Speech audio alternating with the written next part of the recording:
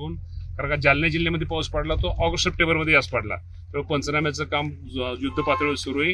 कृषी विभाग, महसूल विभाग, मी तुम्हाला एवढं सांगतो की 1 एकराचं सुद्धा ज्याचं नुकसान झालंय त्याचं 1 एकराचं क्षेत्र सुद्धा 10 गुंठ्याचं पण क्षेत्र राहणार नाही. सगळ्याचे पंचनामे करून सगळ्याला नुकसान भरपाई दीपावलीच्या अगोदर दिली जाईल. ओला दुष्काळ जाहीर करून कर्जमाफी देणार का तुम्ही? कर्जमाफीच्या बाबतीमध्ये निश्चित प्रकारे शेतकरी खूप अडचणीत आहेत.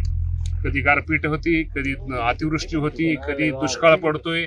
त्यामुळं या कर्जमाफीच्या बाबतीमध्ये या राज्याचे मुख्यमंत्री आणि या राज्याचे दोन्ही उपमुख्यमंत्री निश्चित प्रकारे, मी तुम्हाला एवढं जास्त काय सांगत नाही, पण योग्य वेळी योग्य निर्णय घेत. मामा, नुकसान भरपाई तुकडी मिळते असं कळतंय. नुकसान भरपाई शेवटी एनडीआरएफ आणि एसडीआरएफच्या नियमाप्रमाणे मिळालं पाहिजे साहेब. गेल्या वर्षी 36,000 फळबागेला होते, कोरडवाला 18,000 रुपये होते. एखाद्या कर्मचाऱ्याचं असो किंवा आमदार खासदाराचं असो, त्यांचं वेतन जे ठरलं त्याच्यात कपात होत नाही आणि शेतकऱ्याच्या अनुदानात कपात कशी करायला लागले तुम्ही?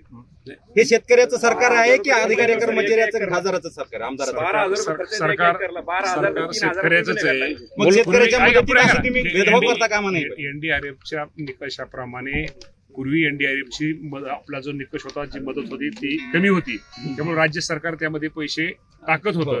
त्यामुळे आपण म्हणतो ते चुकीचं नाही. त्यामुळे रक्कम